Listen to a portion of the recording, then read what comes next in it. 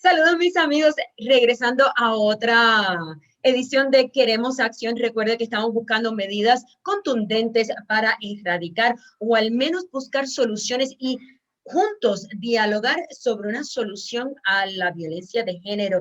Regresando a Queremos Acción se encuentra el doctor Gilby Carmona, que nos quedamos en una segunda parte. Vamos a conversar sobre los perfiles de la víctima, el agresor o agresora y vamos a buscar soluciones a corto y mediano plazo. Muchísimas gracias, doctor, por estar con nosotros.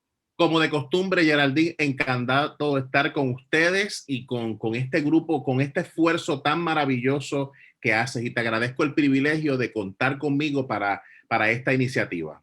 Siempre sabes que tu insumo es sumamente valioso y siempre te sigo a través de cada cápsula que nos ofreces día a día. Y si aún no conocen estas cápsulas, es Un Minuto con Hilbig, accesen su página, voy a poner la información en pantalla para que puedan beneficiarse del mismo. Vamos a comenzar con la víctima y esas características que pueden llevar a uno a ser víctima. Claro, mira qué cosa más curiosa. Imagínate una mujer sumisa, con baja autoestima, que necesita el cuidado de alguien, que es más bajita que el victimario. Todo eso que te estoy diciendo es lo que nos vendieron a nosotros de lo que es una víctima.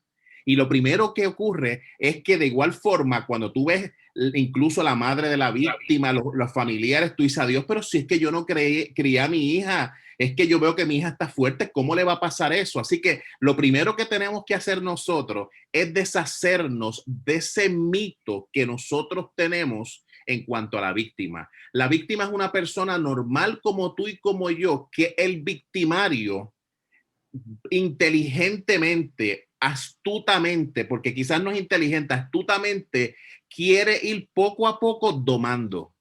No escoge a alguien que piensa que es débil, no, escoge a alguien que piensa que es fuerte porque su target es ir domándola, es ir achicándola para que él o ella cumpla lo que es su necesidad, que es que alguien que a quien piensa que es superior, hacerla sentir que es inferior. El reto, como el león con su presa. O sea, Claro. como podemos analizar primitivamente. Entonces vamos a hablar sobre esa persona que se convierte en el acechador, el agresor, el abusador o abusador, acechadora y demás. No quiero encasillarme en un Claro, solo estereotipo o solo claro. género. Pues mira, tienen unas características muy particulares. Una de ellas es que tiene una baja autoestima, ese sí, pero piensa que su autoestima es bastante alta. Sí. Está frustrado y frustrada con la vida. Probablemente ha tenido una crianza que es muy laxa o pues por el contrario, que también ha pasado por la experiencia de haber sido una víctima de violencia de género. Por tanto, él o ella ve eso como normal en su proceso. Así que es importante, por eso que estamos trabajando con la niñez, porque muchas de estas conductas que los niños perciben, luego esos niños lo pueden ir Repitiendo. completando cuando son adultos. Así que eso es importante. Y la otra característica que tiene es que es egocéntrico. Piensa que todo debe girar en torno a sí y por consiguiente, cuando sus expectativas no se cumplen, cuando no puede cambiar a la víctima, entonces es que recurre a la violencia. Pero no podemos olvidarnos de una cosa, acá entre nos, nunca van a cumplirse sus expectativas. Nunca. Cada vez va a poner una expectativa mayor porque su conflicto es un vacío que necesitará ayuda, que tiene que trabajar y ve a su víctima, ve a su pareja como de alguna manera, como esa barrera para cumplir eso que sueña hacer. Sin embargo, no la suelta o no lo suelta. No las, no, definitivamente, porque acuérdate que realmente esa es su presa y ese es en el fondo, ¿verdad? Su característica particular que lo hace sentir todo un macharrán en el caso de los varones. Y hay una cosa importante, Geraldine, cuando tú miras, por ejemplo, nuestro sistema de justicia, tú te das cuenta que nuestro sistema de justicia piensa como esa característica de la víctima que te enseñé al principio. Cuando tú ves, por ejemplo, por qué los jueces y las juezas fallan en contra de la víctima, es porque no le gusta una víctima empoderada y piensan que esa víctima, cuando llega a verse el caso 1 o 2 años después, va a ser la misma que llegó al cuartel toda amoretada. Y como no cumple eso, entonces empezamos a sacarle todos los defectos que tiene de su pasado. Y eso es parte de lo que nosotros tenemos que ir cambiando y modificando como sociedad.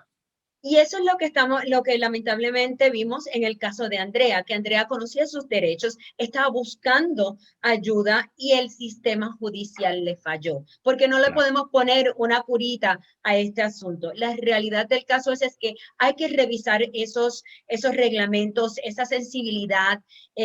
Tenemos que revisar de la manera que como un médico, ustedes tienen y les requieren educación continua, esos jueces y esos abogados y esos defensores deben tener esa educación continua porque cada día esto evoluciona. El estereotipo del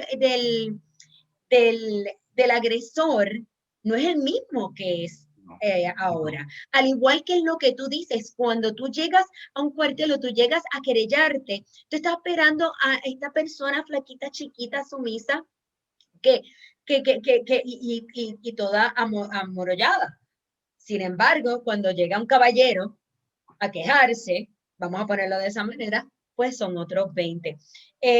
Ya pues más o menos podemos tener una idea de lo que podemos esperar y no esperar. O sea, yo creo que la realidad es no esperar, que encasillar a uno o el otro en un patrón y siempre sí sé, o por lo menos he visto que el abusador o la abusadora son personas muy manipuladoras.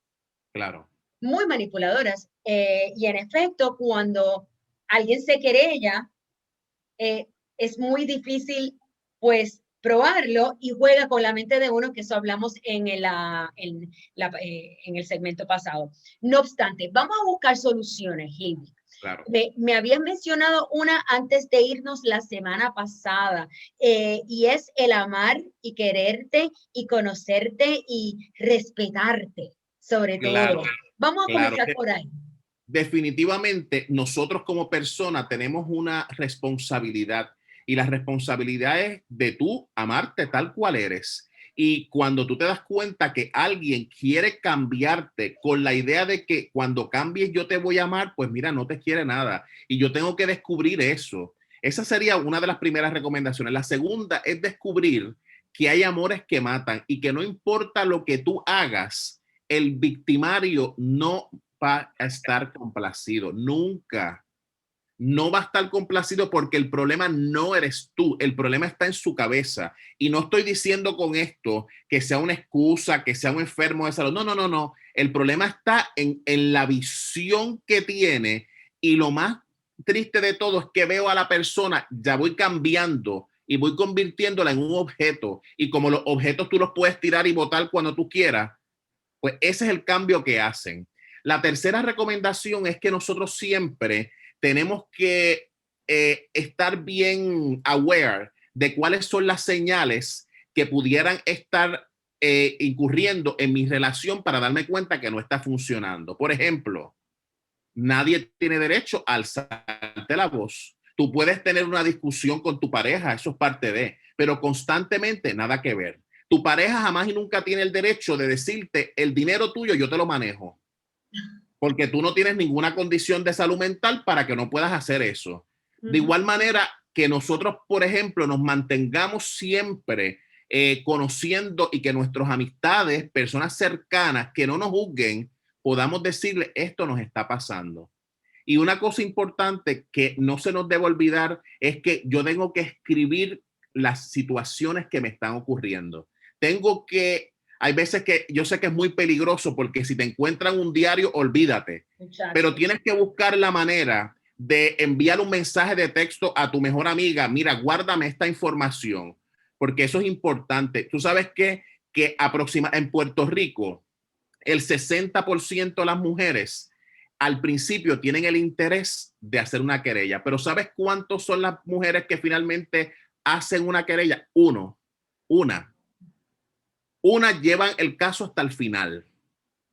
Así que es importante eso. Lo otro es que podamos tener un plan de salida, pero conociendo algo, el momento en que tú decidas salir es el momento más peligroso, porque cuando tú quieres salir de ese ciclo de violencia doméstica, ahí es que se desata toda una mente malévola en el victimario que no te va a dejar ir, y por tanto es donde hay los mayores peligros. Y una de las cosas que quiero decirle al público que nos está viendo, ¿sabes qué? Hay veces que la única que tiene credibilidad en un tribunal es la que se murió. Porque obviamente no podemos decir absolutamente nada porque llegó hasta ahí, y nosotros tenemos que hacer un cambio. Mira, en mi familia hay personas muy profesionales que nos encanta pasarla bien, pero están prohibidos los temas relacionados al prejuicio de nadie. Muy importante. ¿Ves? Sí. Nuestros sobrinos, nuestros hermanos están trabajando todo el tiempo para educarse, y eso usted también lo puede hacer, para aprender que el ser humano que está alrededor de ti es un ser humano que tiene una dignidad, y lo tengo que mirar tal cual, no porque es para mí un medio para yo alcanzar lo que yo quiero, no, es un fin en sí mismo, y eso es importante que yo lo entienda y que también yo lo promueva. El sensibilizar a uno, tener empatía, respeto hacia ti y hacia el prójimo, pero como bien empezamos todo esto, comienza en uno, comienza en la casa, y si no lo adquiriste en la casa y necesitas desaprender patrones, busque ayuda. Si claro, se ha dado cuenta que está cayendo en las mismas relaciones y todas se tornan agresivas, de repente no es la pareja, sino usted. Busque ayuda, porque mucho hablamos de la víctima, porque ciertamente, porque es el ser débil, y todo nuestro sistema va alrededor de proteger a una víctima, pero para no tener una víctima tenemos que empezar a trabajar con el agresor o la agresora, y esos asuntos que caracterizan o que pueden estar arrastrando desde la niñez, y está en usted, señor o señora, si usted conoce a alguien, hacerle el acercamiento, dejarle saber que usted está ahí y busque ayuda sobre todas las cosas. Tenemos que comenzar a erradicar para tener una sociedad, una sociedad funcional, porque lamentablemente estas cosas son detractores que no nos dejan salir hacia adelante. Claro. Y fíjate, y los familiares de las víctimas o los familiares de todo el mundo, ¿sabes qué? Tú tienes que saber en el fondo cómo es tu familiar. Así que tu familiar no va a cambiar de la noche a la mañana. Si algo ha cambiado, si se ha alejado, levanta una bandera roja. Porque si es una víctima, en lo que se da cuenta que es una víctima, primero. Segundo, en lo que supera el miedo. Y tercero, en lo que puede salir. Puede pasar tanto tiempo hasta que finalmente termine con una fatalidad, que eso es lo que no queremos. Muchísimas gracias, Hilvi. Como de costumbre, un placer conversar contigo, especialmente sobre este tema tan importante. Mis amigos, esto es Queremos Acción. Recuerde que puede regresar a Instagram, el canal de YouTube o todas las redes sociales de Acá Entre Nos y Geraldine Fernández para ver estas entrevistas o compartirlas con una amistad. De repente uno no quiere dialogarlo directamente, pero si alguna de estas series lo puede ayudar a llevar el mensaje, por favor, hágalo y salga del patrón y no sea una estadística más. Gracias, Hilvi, y gracias a ustedes. Un súper abrazo, que sigan estando bien. Así es. Buenas noches.